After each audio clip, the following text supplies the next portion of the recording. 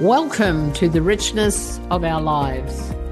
I'm Mary Scott, and this is where we celebrate the wisdom, courage, and stories that shape us. Every 2 weeks, I sit down with entrepreneurs, coaches, and remarkable people who've walked through fire and come out transformed. This isn't just about success. It's about the richness of the human experience. So grab a cup of tea, settle in, and let's dive deep. Welcome to the Richness of Our Lives podcast. I'm your host, Mary Scott, and today our guest is a human resources leader, a career coach, and an author of 3 books. You will be impressed with this gentleman. Let me introduce you to Rich Salon. Rich, hello. How are you today? Mary, thank you. And it's really a privilege to be here. So thanks for having me. Oh, you're so welcome. I'm going to start with your last book, The 1 Minute Jerk at Work. Apart from the title being spectacular, do tell us firstly about the title and tell us what's in the book. Yeah, my career as a human resources an employee relations leader has been to focus on the employee experience. And unfortunately, as much as people want to be happy and fulfilled on the job, there are times where their work is interrupted by, I call it jerk behavior, call it irresponsible, call it inappropriate, call it offensive. And the book was written because of my experiences in human resources, because there have been too many times I've seen people's careers and their daily work life interrupted.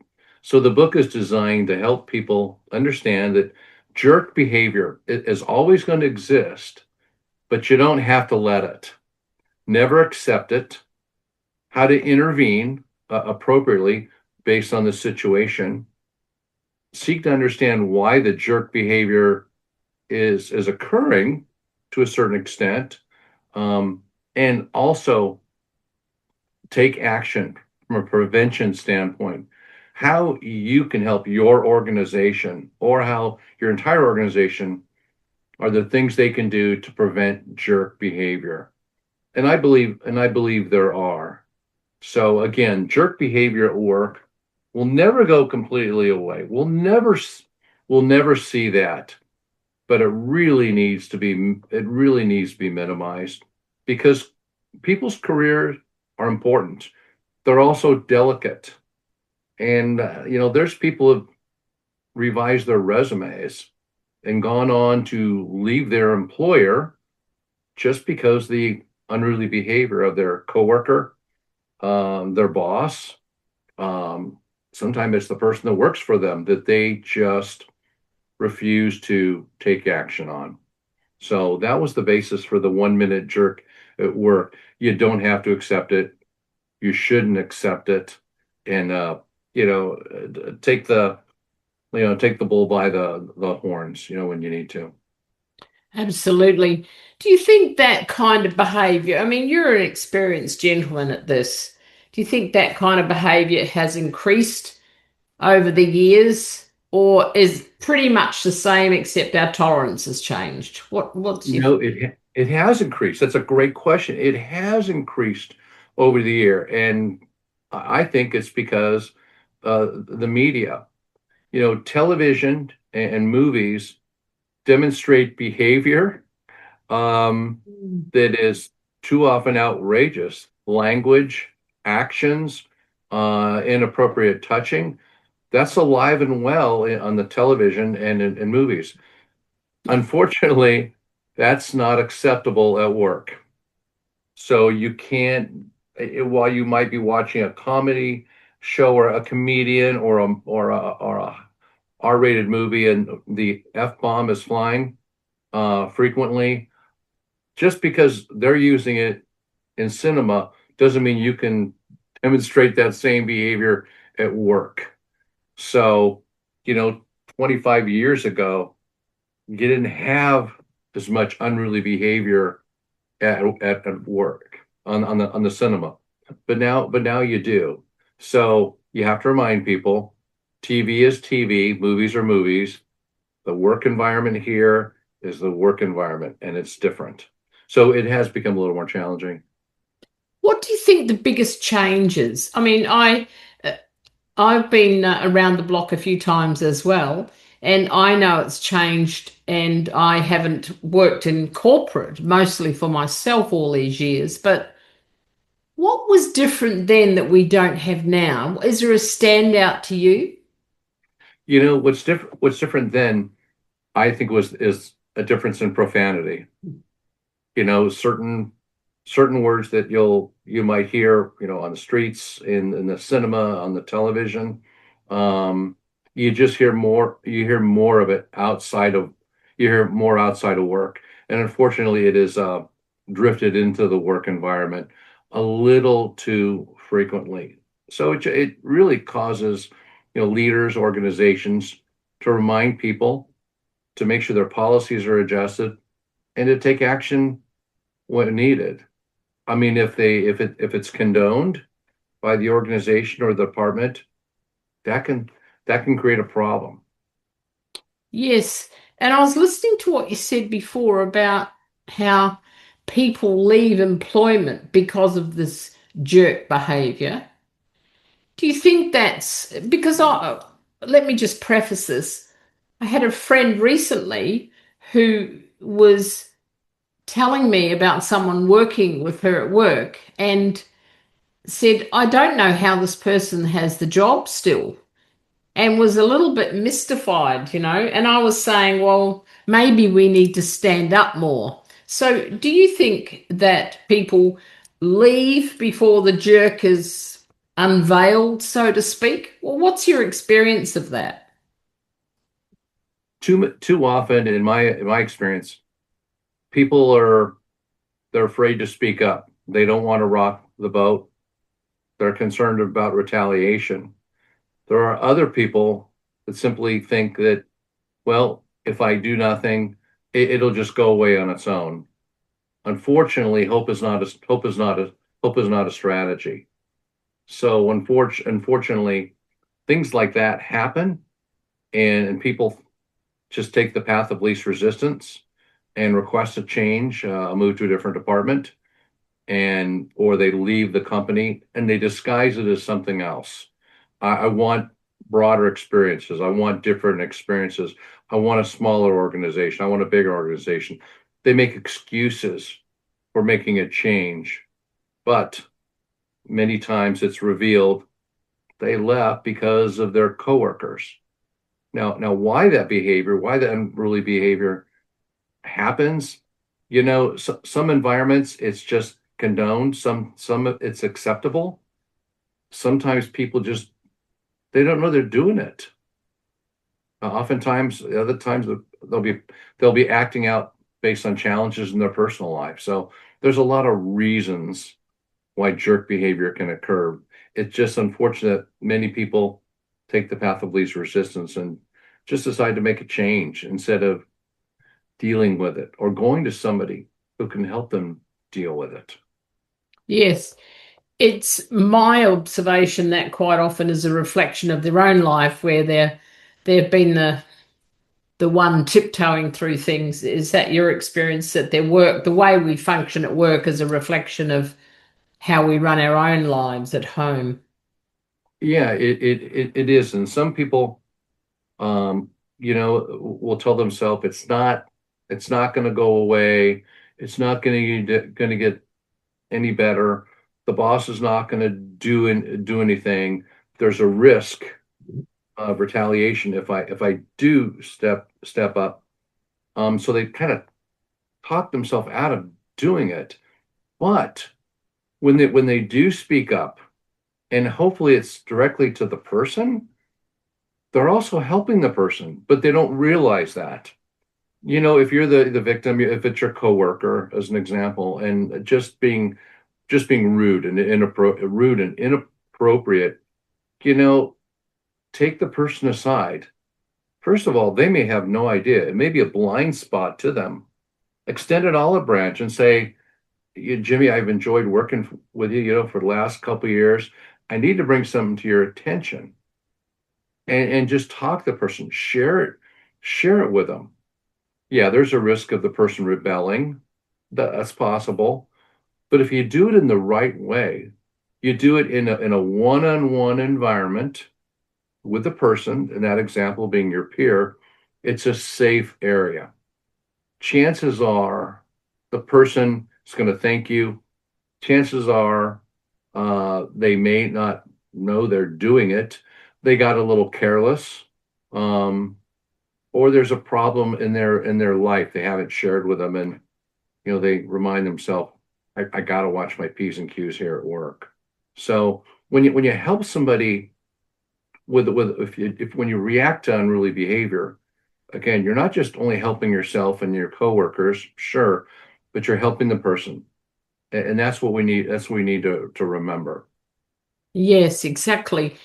Now, human resources and human interaction, that's innate in you. I mean, you've been doing this. What took you into this career in the first place? That's a great question. It was my last semester in college, and I had an elective course, a course to burn. In my last semester, and I found this class called personnel management.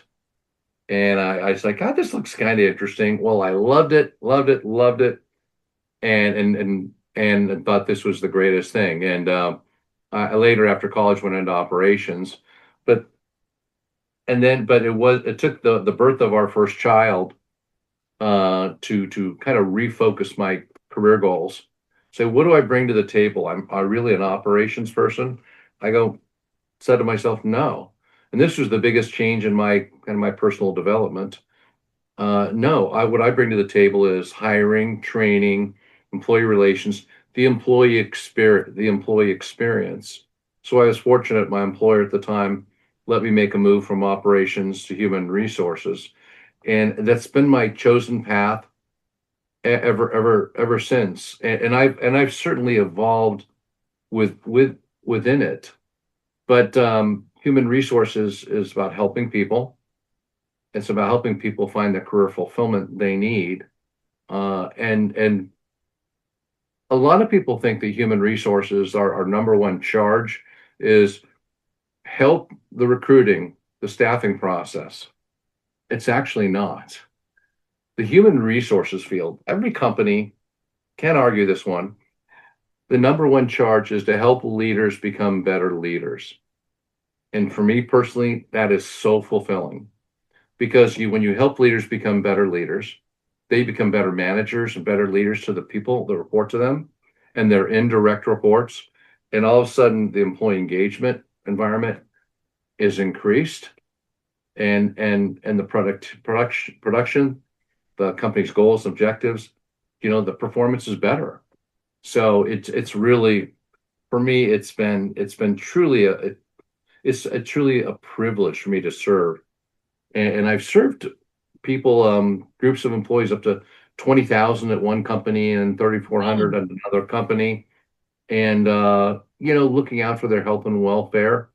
Um, sure, solving a lot of problems, but clarifying policies, practices, helping leaders look at the big picture, and just helping people work through challenges. If it's running into the janitor and he asks me a question and trying to solve something because I'm around, that's great. And if it's a senior executive, saying we're just not moving the needle on this one, Rich, and I respond, I'm happy to help. Let's talk through it. Yeah, that's amazing. You mentioned leadership. This is also close to your heart. You've been in, well, let's put it this way, you've had a bird's eye view, haven't you? You've been Mhm. such a Yep. good position to observe, let's say, great leadership and mediocre leadership. Tell us a little bit about your experience of leadership and how you feel about it these days. Yeah, I've met some world-class leaders. I was fortunate to meet a man named Bernie Marcus, who is the founder of the Home Depot over here, one of the leading companies I met Bernie Marcus, and then I've worked with a lot of managers and supervisors that they're doers and they're taskmasters. But let's start with the leaders. The leaders, the great leaders, the true leaders are people that are less concerned about themselves as they are of others. Their role should be to make sure everybody has the tools, the resources, the inspiration to do their job, and then you work on your stuff. Too often we get focused on tasks and check the boxes and checklists, without really focusing on who's doing the work, who's really doing the productivity, the production, and that's the team member, and that's the team members.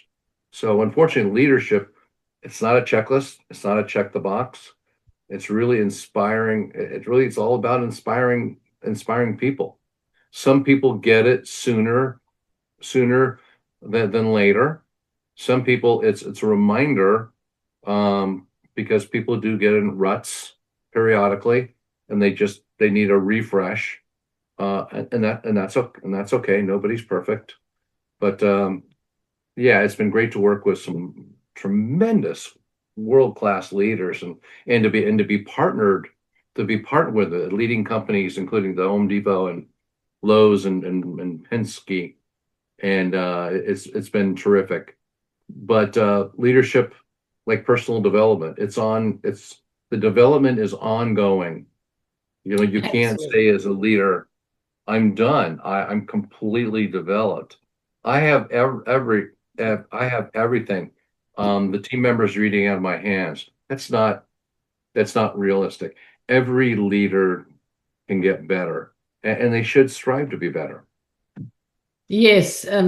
How about yourself? I imagine that then has in turn impacted you. How have you felt over the years and got into personal development? How much has it played out in your own life? Yeah. I For me, there's been too many periods that I've caught myself, frankly, moving stuff from the inbox to the outbox, and I think everybody is guilty of it at times. But for me, uh, I aspired that the servant leadership model, invented in 1970 by a gentleman named Robert Greenleaf, has had a huge impact on me and my leadership style. It's, as I shared with you earlier, you set the table for everybody around you. You make sure everybody has what they need, and then you get to work on your stuff, and you keep an eye on them, and you make sure they have everything they need. And if everybody in the organization does that, stuff happens. The right things get done. So yeah, I didn't learn that as well. It was invented in the 70s. You know, I didn't learn it till probably about 20, maybe 20 years ago.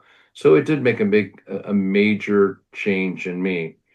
It's not the only leadership style available, but it works for me.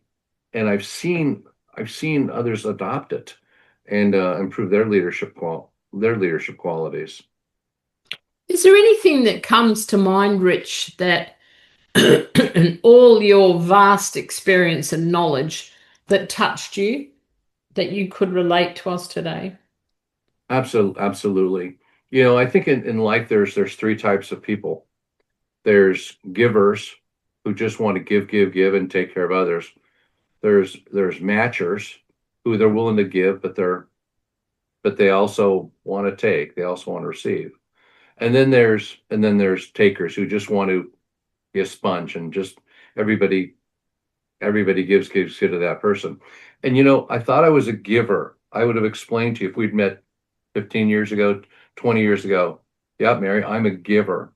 But I found out 10 years ago that I wasn't. Honestly, I was invited to this organization called Rotary International, which I didn't know was a worldwide It is. organization at the time. So I was introduced to the Rotary International, a group in a couple of the local club. It's like, wow.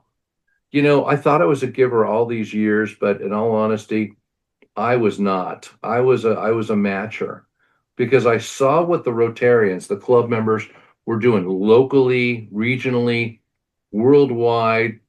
Heck, we've eradicated polio to the terms of 99.99% in this world. We're so close to eradication. So that became an aha moment for me. And by the way, since then, I've joined a couple other charitable organizations in membership and leadership capacity, and I'm sticking with Rotary, and I'll be a Rotarian for life. But one of the things it did for me, it kind of refocused a goal that I had, but I just thought about it, occasionally. When I when I finally retire, what my plan is to become a wish granter. It's a wish granter for adults diagnosed with a terminal illness. There's a terrific worldwide organization called the Make-A-Wish Foundation, and they grant wishes to people through age 18. But I would tell you from a personal experience, my mother passed away in her 30s when I was a child, and you know, don't remember us offering her a final wish. And by today's standards, um, after an adult has passed away from maternal illness, knowing they're going to pass away, they're often broke financially to be able to do something. So that's what I want to do. I believe everybody who knows they're going to pass away deserves a final wish. And I'm doing this in honor of my mother. She's my inspiration in doing it. So boy, for 40 years, I thought I was the giver, the consummate giver, from a charity standpoint, from a humanitarian standpoint. But I was average at best, looking back. But at least I recognize that, and I've changed it. Yes. How did that impact you? That's that's pretty tough on a little boy losing his mum. It was challenging, and my parents made the decision not to tell us that mom was dying of cancer. You either tell the kids or you don't tell the kids in advance, and they didn't tell us because they wanted us to remember mom how she lived and not how she died. And I applaud their decision. But what it did for me, and also my two siblings, my brother and my sister, it made us become more independent. Because dad went to work, and we went to school and came home after school, and or we were kind of on our own during summers, and sure we had some child care, but it forced us to become more independent. So to make decisions. Um, so if there's any good that came out of it, it was that. And how old were you, Rich, just so the listeners will know, get context? Yeah, yeah. I was 11 years old. My Ooh, my brother was 9, and my sister was 13. yeah, that's very, gosh. Hmm. Isn't it interesting? You're talking about something from a long time ago, and I can feel it. It's very impactful. Yeah, and the only thing that I don't know is what my mother would have wanted me to be. But my heart tells me that she just wanted me to take care of people, help people, and then find more people to help. And that's become my life's purpose. I do what I can to make the world better, but more specifically, it's just to help people. So, as a human resources leader with large groups of populations, leaders needing to grow, that's who I am. And then as a career coach, books, I can do speeches on, career fulfillment. And by the way, while my life's purpose is to help people and make the world better, there's a lot of resemblance to my career purpose. My career purpose is very simple. It's to help people find the career fulfillment in everything I do. At work within human resources as a career coach, all of my books are about helping people find the career fulfillment because I think a career is a terrible thing to waste. And Oh, again, absolutely. yeah, and I've seen too many, I hate to use this cliche, I've seen too many people go through periods and sometimes long periods of simply moving stuff from the inbox to the outbox. And again, I can only hope that everybody that I meet, that I speak with, can find the same level of career fulfillment that I have in my career. I've been truly blessed. It's not a right. It's not a right. It is a tremendous privilege to do the work that I've been able to do. No, you've mentioned that a couple of times, the people that go to work and move things from here to here. What are they missing, Rich? Yeah, some often people don't think about it.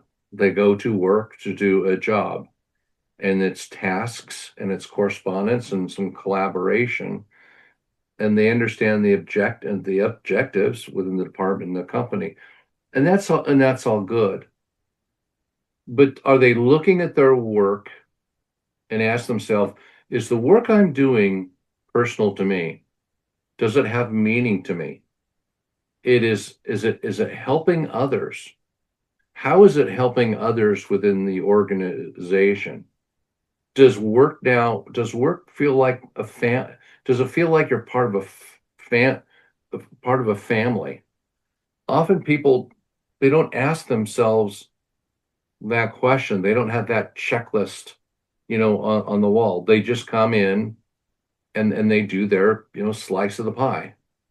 So I encourage everybody, take step back, take the time to reflect on what you're doing, what it does for you. And I'll tell you why. Um, I tell people, success without fulfillment can be career failure. You can be very, very good at something, but if you don't find it fulfilling over time, that can show and that can have an impact. Your performance could drop because you're not finding your work fulfilling. When your performance drops, if you're in a corporation, it's very competitive to remain employed. Companies are finding ways to do things more efficiently. Frankly, your boss's job, your boss's number one charge is to find a way to do without you. That's it.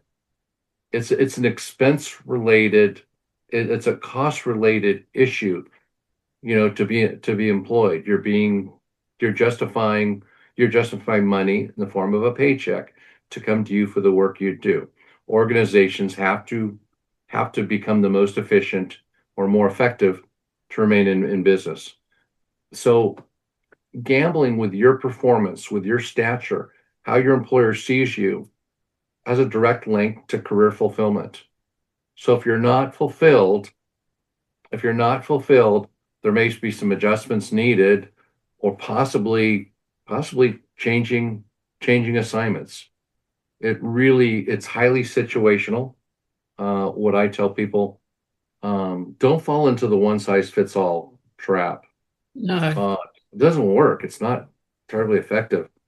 Utilize a one size fits one methodology, and you'll better off for it. And that includes your career choice. Trust your career choice, but validate validate that you are in your right career. So, do you think there's lots of people that are deeply unhappy in jobs and just stay there because they're fearful or this is all they've got or they believe this is their lot in life? Do you think Yeah, that's alive and well? I do. And if we listen to um, some extremely smart organizations, to include the Gallup organization, that continues to tell us that only about a third of the workforce here in the United States is actively engaged in their work. The A other third. two-thirds, A yeah, third. 1/3, yeah, which is very unfortunate. If workers were highly engaged in their work, they're highly enthusiastic, um, business results would just be absolutely unlimited. But again, why is somebody not engaged? Um, it could be they can't find it within themselves to be personally excited, enthusiastic about the work they're doing. They possibly don't know where they fit in the organization. They may not be aware of the work that they do, how it fits into the organization's objectives. It's possible that they may not have the resources and the tools to do their job, and maybe have been afraid to speak up because that's an expense. It could be a lack of mentorship, could be a lack of leadership from above. It could be a company culture that's mediocre and hopefully not to- toxic. Um, and too many times people don't feel empowered to speak up, to make changes. I would tell you leadership typically is begging for feedback from the team members, from the frontline team members to the supervisors. The companies I've worked where it's like we we we value open, candid feedback. If we're not doing a great job, and you're not feeling fulfilled, and you don't understand how important the work you do is, tell us. Help us understand. In fact, I went to work for an employer one year here. Um, the prior year, they did an employee opinion survey, and they increased on a population of 44,000 employees. They increased 10% improvement in employee engagement, where a 2% improvement would have been monumental. How did they do it? They changed the culture. They did a 180. Instead of, sitting around a table at the corporate office thinking how we could do things different or better, no, leaders were instructed. It became part of the fabric, part of how they operated, to talk to the frontline team members and say, how should we do this differently? Tell me how we can improve. And started asking the questions to the team members. And the overall engagement rating, the experts never seen a 10% jump on a population of 44,000. It's absolutely remarkable. Yeah. I'll never see it. I'll never see it again. But what they did is they made the team members feel important. So it was a shift versus another company I worked for, a very large company, and I was asked to describe their culture, and I would say it's not rocket science. At this organization, I'll just share with you, it's the Penske organization. The Penske organization, we make people feel important. That's it. It was that simple. People were valued. Their opinion was sought, and it just made them feel important. We reminded them the work they did is incredibly important, and we could not survive without their work. And we're not afraid to thank them. Again, it wasn't rocket science. It was making people feel important. Um, Sounds very simple, but it works. I think I was going to say that it's in some respects, it's the little things that make the biggest difference with us humans, a little bit of, a thank you here and there, or I liked what you did there. Gosh, you do that well. Those are really simple things, and yet, oh, excuse me, I think sometimes, certainly my observation being out in the community, that I want to do that more because I see it's not happening much. And I think it's up to all of us now to start to take this on. I mean, you're a great community man. I'm just looking behind you at all your photos and what you've done and you've accomplished. What would you say is or has been your biggest accomplishment for you personally over the years? Gosh, it's it's been difficult to judge. What I would say in 2009, I worked for a corporation here. They were in business for 59 years. We were close to our 60th anniversary. The company was called Circuit City Stores. We had, several hundred, about 700 consumer electronic stores, well known, and the company was forced to liquidate, to close the company down. Oh dear. And it was, there was 34,000 people put out of work, and it was just awful. It was the worst employment time for the United States workers. Company were going out.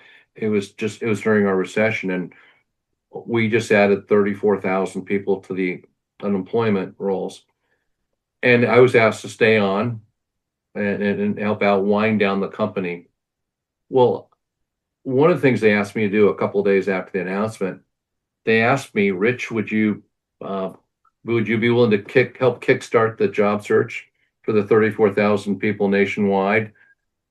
And I said, of course. It was a surprise. I'd never been a career coach before. I was a career HR person. I said, absolutely. At that time, the gold standards for companies going out of business was you stood up in front of your employees and you said, we're sorry we're going out of business. Start looking for a new job, and we'll try not to goof up your W-2 form when you get it in the mail from us next year. That's all anybody did. So I said, I'm going to send a message to every corporation in the United States that says, your responsibility to your employees does not end the day you announce bankruptcy, liquidation, you're closing. There are a lot of things you could do. I rolled up my sleeves and I did some things that nobody had ever tried before. And I didn't do it for me. I did it for my 34,000 coworkers nationwide. I put my own job search on hold to take care of them, and I would do it again in a heartbeat. I didn't tell them with my words. I showed them with my actions. And while we thought there was no jobs available, I gave people hope. Employers, companies came at us in droves because, frankly, I bragged. I bragged through social media about the talented people we had at Circuit City. And they came out of the woodwork saying, we have openings, we have needs, Rich. And so that was wonderful. I was interviewed by a ton of news agencies. I was named Here of the Economy that year by CNN. But again, I didn't do it for myself. I did it for my 34,000 team members. And, I would do it again. And while I'm sad every day because it was incredible, I had best assignment in my life at Circuit City when we went out in the human resources department. It's still a head scratcher how we went out, but that's a story for another day. But for me, it created a second career calling. And because I thought I was destined to be, Rich, the HR guy, human resources leader in corporate America my whole career. But no, I became inspired to help people with their career search. So since 2009, I've helped people all over the United States when they ask me, and I've never charged a nickel, and I don't plan to, because talk about people who are not finding career fulfillment is somebody unemployed.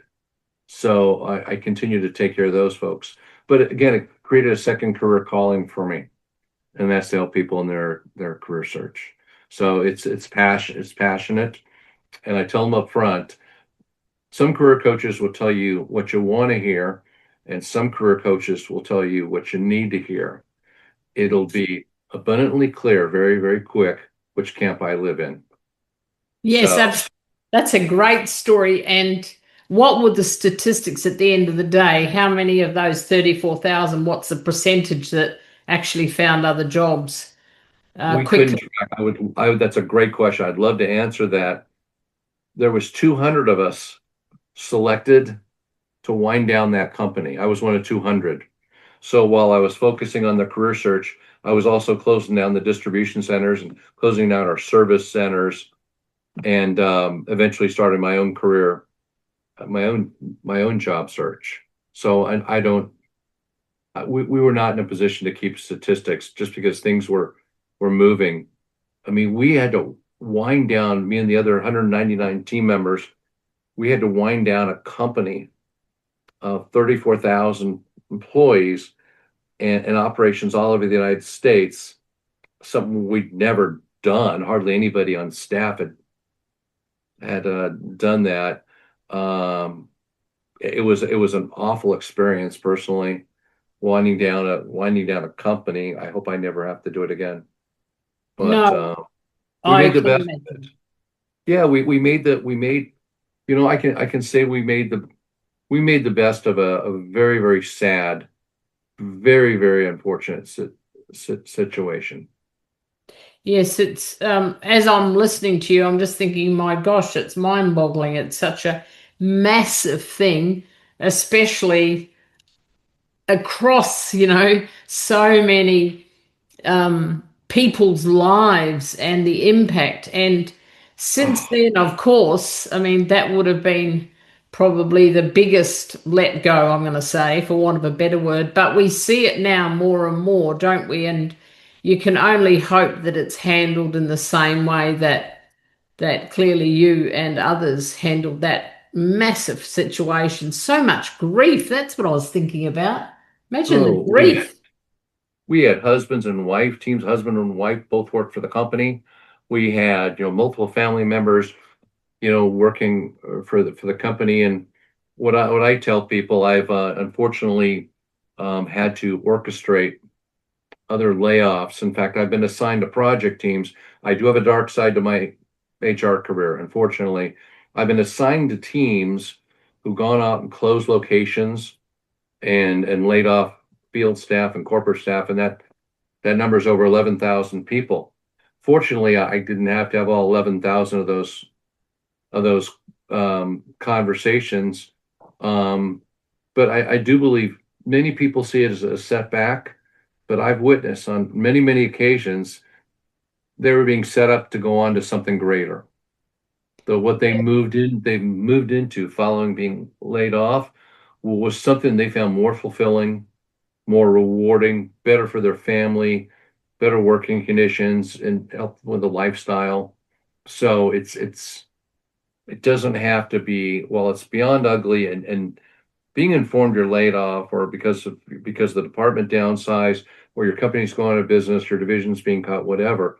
It's a gut punch. It is the worst, feeling for somebody who not only needs to be employed, but they want to be employed. They want to make a difference.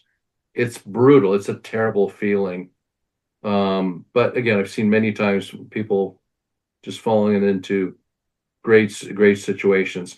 It may not happen in the timeline that they hope, and their rebound job may not be the holy grail, but the one after that may be. It just again, they stick with it. They stay positive, believe in their skills, believe in their capabilities, and don't immediately default to their limitations. It's amazing what people can do.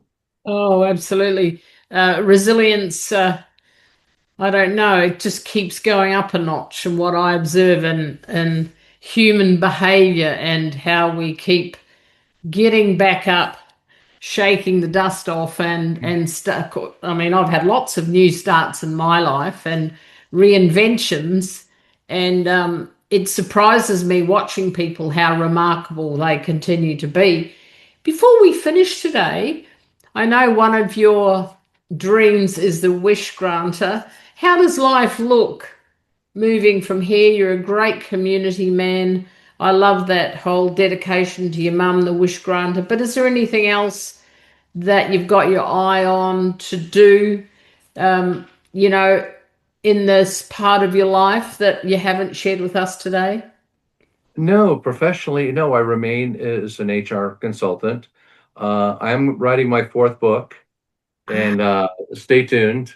And I'm having a ball with it. Hopefully, it's available before the holidays. Hopefully, I continue to help people, nationwide in their career search, and also within their career identification. And if the phone rings and an organization wants me to speak about topics including leadership, career fulfillment, employee engagement, I'm happy to do it. But professionally, I've been truly blessed. I've accomplished 10 times as much professionally as I ever dreamed of. And it's been wonderful. And I only hope that others have the same opportunity. Advice I give people are, remain brave. You got to make decisions throughout your career. One of my big one was my wife and I and our two kids moved all the way from the West Coast, California, all the way to Virginia, and no place in between. And our two kids were in high school at the time. That was a big risk, but it absolutely paid off. And also remain curious, remain fascinated about what could be in terms of your career. And don't assume you're advancing, that because your skills, your capabilities, your knowledge, you can't be the same person tomorrow as you are today. You have to grow. Take time to reflect. Take time to evaluate, how you're performing. Don't wait for somebody else to tell you how you're performing or how you're perceived. Um, take it on yourself and figure it out. You got to grow. Growth, I love it. personal growth and professional growth is not an option. Oh, that's beautiful. I think that's a very good place to end. Rich, thank you so much for giving us your time and your knowledge today. I'm sure that people are going to be a lot wiser listening to this. Mary, it's been my privilege. It's great to see you again as well. Thank you so much. Thank you for joining us on the richness of our lives. If today's conversation stirred something in you, I'd love to hear about it. Connect with me on social media, leave a review, or share this episode with someone who needs to hear it. And if you are ready to step into your own bold journey, join our vibrant Cheer Squad. We meet weekly for coaching and connection. Until next time, continue to embrace the richness of your life. I'm Mary Scott, and I'll see you in 2 weeks.